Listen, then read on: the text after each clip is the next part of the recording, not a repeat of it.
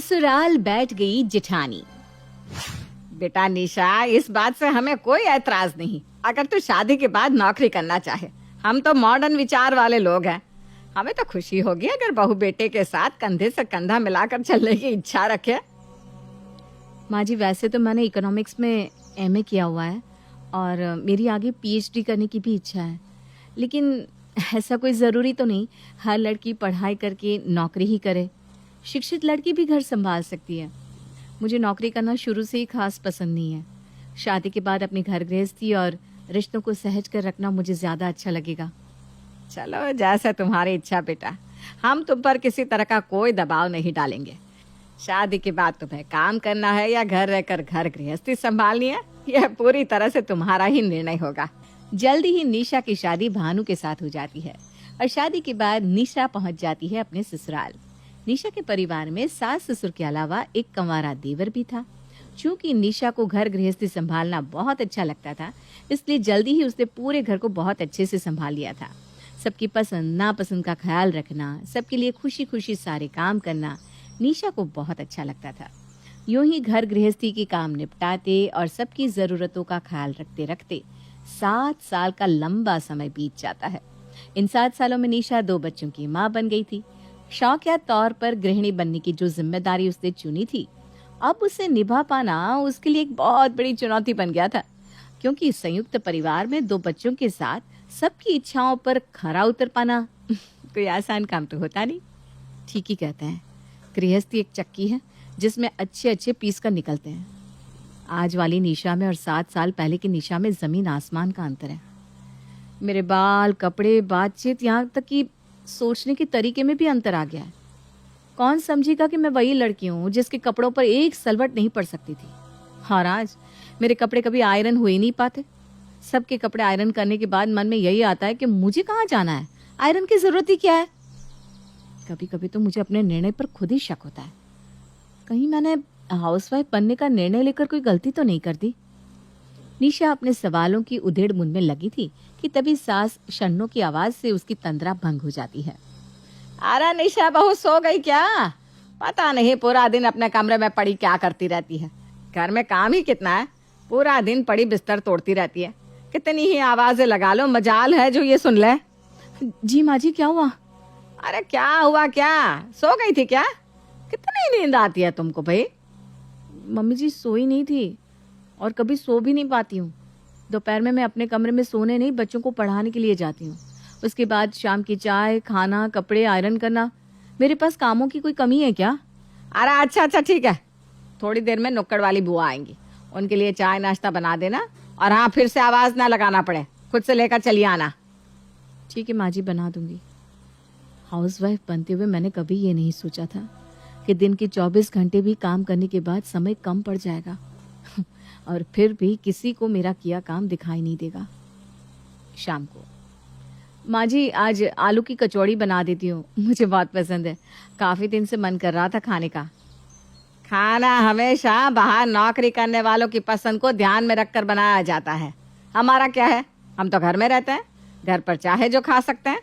लेकिन बाहर निकलकर नौकरी करने वाले को दिन भर मेहनत करने के बाद कम से कम पसंद का भरपेट भोजन मिल जाए तो उनकी थकान दूर हो जाए। और तू अच्छे से जानती है कि तेरे बाबूजी कचौड़ी नहीं खाने वाले, उनको तला भोजन नुकसान करता है।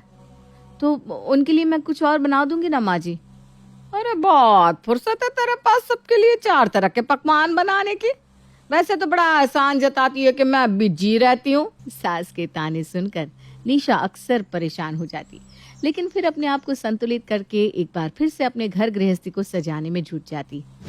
निशा बहू, देखो तो जरा, मानस के लिए ये रिश्ते आए हैं, फोटो देखकर पसंद करो कौन सी लड़की मानस के लिए अच्छी रहेगी। माँ जी, मुझे ये दीपिका नाम की लड़की बहुत ही अच्छी लग रही है। देखिए ना, पढ़ी लिखी भी है और मानस की पर्सनालिटी के हिसाब से मैच भी कर रही है। आप बताइए, आपको कैसी लगी? सही बताओ बहू, तो मुझे भी यही लड़की पसंद आई थी। अब जरा एक बार मानस को दिखाकर पूछ लेते हैं, फिर दीपिका के घर वालों के साथ मीटिंग रखकर आमने सामने लड़की को समझ लेते हैं। ठीक है माँ जी। तस्वीर देखकर मानस को भी दीपिका ही पसंद आई थी। उसके घर वालों से मिलने के बाद जल्दी ही मानस और दीपिका की शादी हो जाती है और दीपिका शादी करने के बाद निशा की देवरानी बनकर उनके घर आ जाती है। शादी के बाद भाभी आपको पता है, नमन आपके हाथ के खाने की बहुत तारीफ करते हैं। कहते हैं मेरी भाभी सुपर वुमन है। अरे 4 लोगों के बराबर का काम अकेली कर लेती हैं और उनके माथे पर शिकन तक नहीं आती। वो तो हमेशा मुझे बस आपके जैसा बनने के लिए कहते रहते हैं। मैंने भी साफ कह दिया, ना बाबा ना, मुझसे भाभी जितनी मेहनत ना हो पाएगी। मैं तो अपने 9 से 5 वाले काम में ही ठीक हूँ।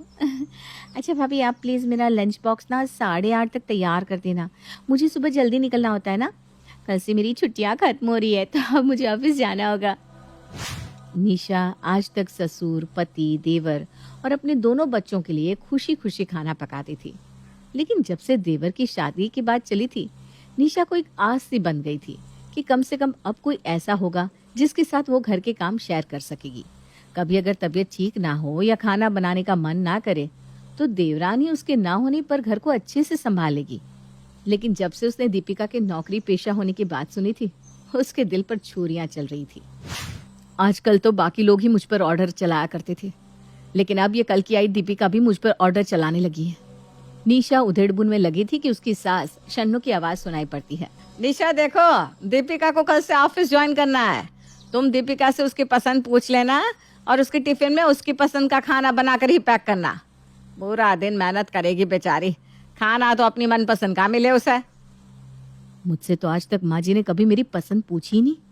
7 सालों में कभी अगर मैंने अपनी पसंद का कुछ बना भी दिया तो माँ जी हमेशा मुंह बना लेती है। लेकिन दीपिका के आते ही उसे उसकी पसंद का खाना खिलाने के लिए खुद से कह रही है, सिर्फ इसलिए ना कि वो नौकरी करती है और मैं घर में रहती हूँ, तो क्या मैं पूरा दिन खाली रहती हूँ? नौकरी करने वालों से भी ज्यादा काम रहता है मेरे पास। इतने बड़े परिवार की जिम्मेदारी अकेले संभालना कोई बच्चों का खेल है क्या?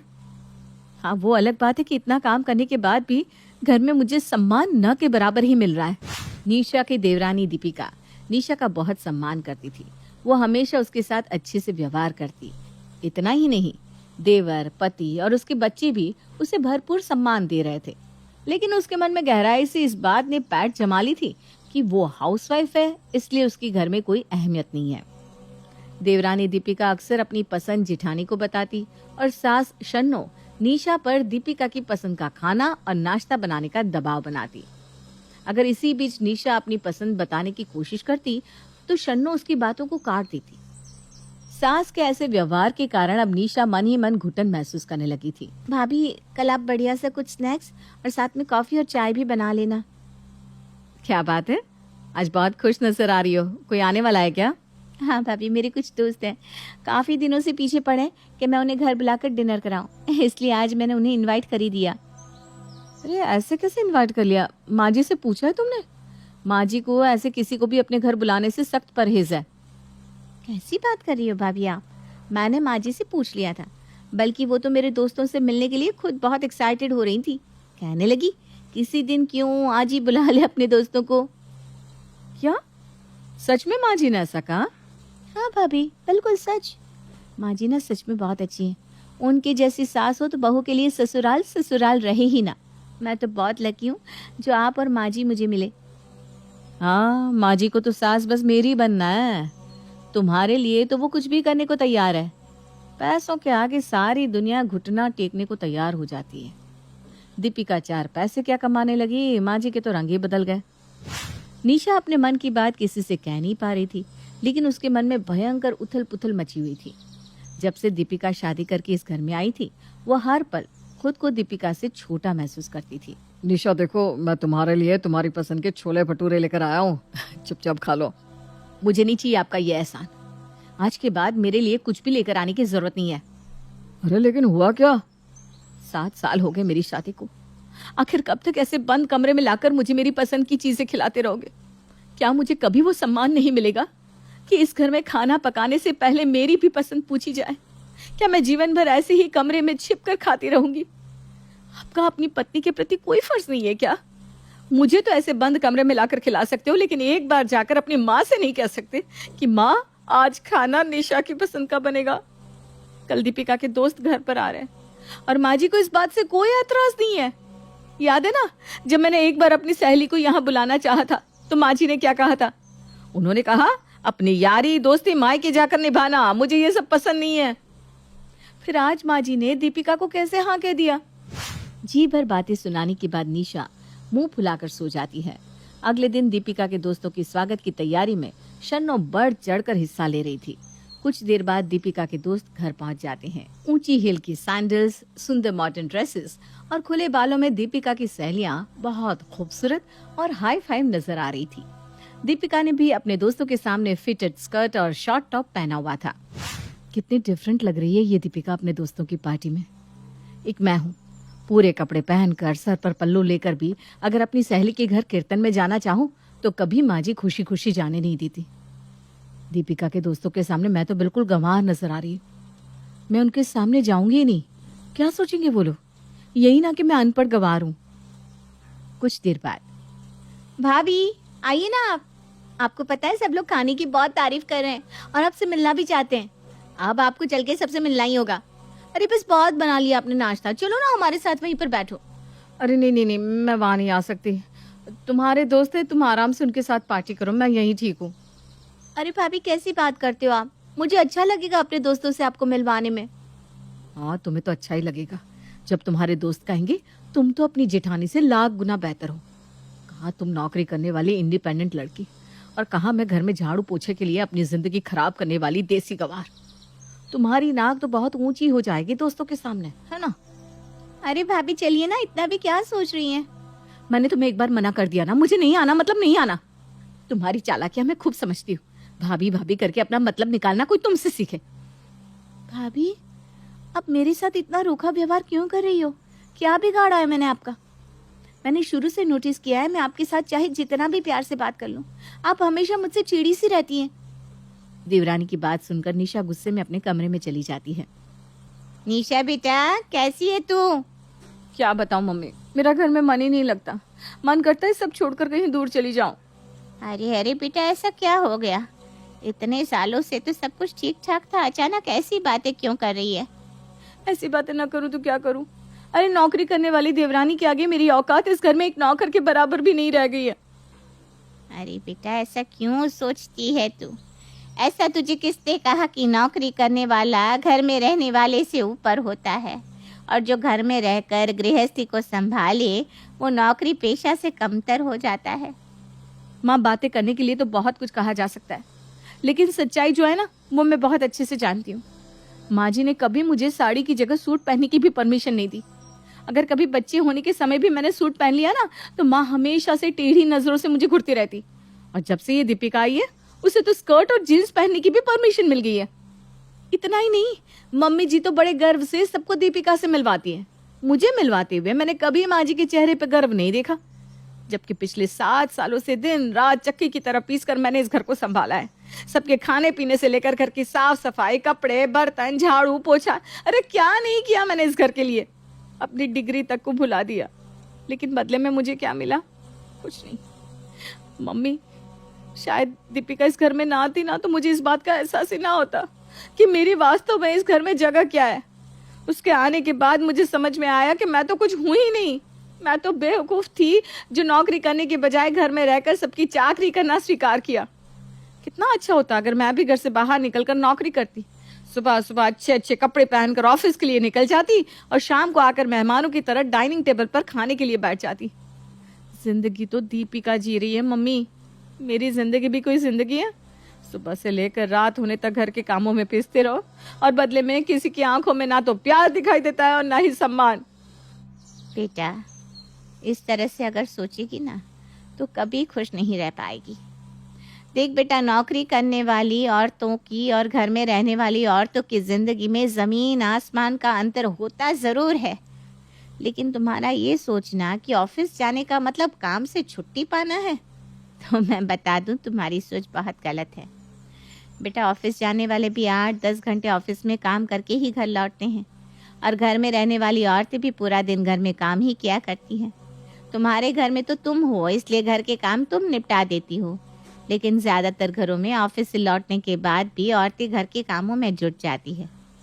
अगर उसके पास अपने दोस्तों से मिलने और अपनी पसंद के कपड़े पहनने की आज़ादी है, तो तुम्हारे पास भी तो अपने बच्चों और परिवार के साथ मनचाहा समय बिताने की आज़ादी है। बोलो है कि नहीं है? तुम खुद सोच कर बताओ, दीपिका और मानस के बीच में कितनी परेशानियां चल रही है।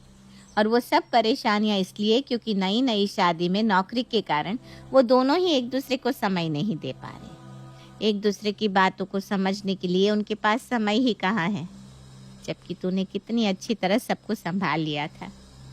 अगर दीपिका को काम के बदले पैसा मिल रहा है तो तुझे अपने बच्चों को अपने हाथ से खाना खिलाने की संतुष्टि मिल रही है कि नहीं? वर्किंग माएँ अपने बच्चों के लिए समय कहाँ निकाल पाती है। अपने बच्चों को अपने हाथों से पालने, उनको खाना खिलाने और अपने घर को सजाने का जो सौभाग्य तेरे पास है वो दीपिका के पास नहीं है।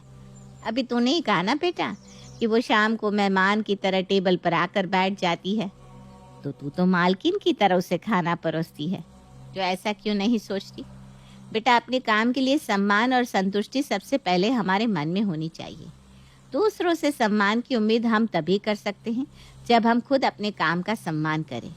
घर संभालना अगर तेरे लिए छोटा काम है तो तू किसी और से सम्मान की उम्मीद कर भी कैसे सकती है? आप बिल्कुल ठीक कह रही मम्मी। पता नहीं क्या हो गया था मुझे। मैंने तो खुद नौकरी की जगह घर को हमेशा प्राथमिकता दी, लेकिन दीपिका को देखकर मुझे न जाने क्यों उससे जलन होने लगी थी, जबकि वो तो सचमुच बहुत अच्छी लड़की है। हमेशा बड़ी बहन की तरह मुझे प्यार देती है और मेरा बहुत सम्मान भी करती है। मैं वादा करती हूँ आज के बाद ऐसी बात अपने मन में कभी नहीं आने दूंगी। दीपिका बाहर काम करेगी और मैं घर संभालूंगी। हम दोनों का काम हमारे रिश्ते को आज के बाद कभी प्रभावित नहीं करेगा।